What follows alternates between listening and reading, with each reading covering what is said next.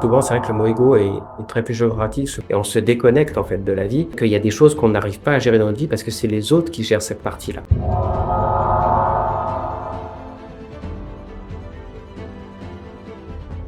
Souvent, on dit que être égoïste, c'est pas bon. Et pourtant, c'est important aussi de se recentrer sur soi, de penser à soi, de faire des choses pour soi. Qu'est-ce que vous en pensez? Est-ce qu'on peut trouver un équilibre? Alors quand on parle d'ego, souvent c'est vrai que le mot ego est très péjoratif souvent, car en fait, prendre soin de soi c'est hyper important.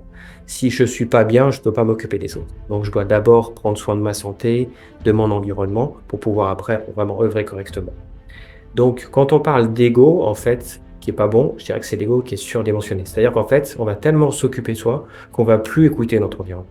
L'ego est nécessaire pour juste être présent et œuvrer correctement.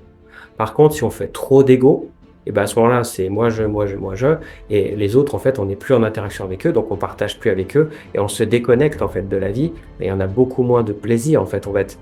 On va être à plus s'écouter, et notre vie va perdre de son sens. Donc c'est important d'avoir de l'ego pour être vraiment avec gratitude et amour pour soi, mais avoir trop d'ego, et ben en fait, on va oublier que les autres feront aussi partie de notre vie, et qu'il y a des choses qu'on n'arrive pas à gérer dans notre vie parce que c'est les autres qui gèrent cette partie-là. Donc je dois avoir une grande partie où je m'occupe de moi, mais une grande partie aussi où j'accepte que les autres s'occupent de moi pour prendre du recul sur ma vie, pour mieux me comprendre.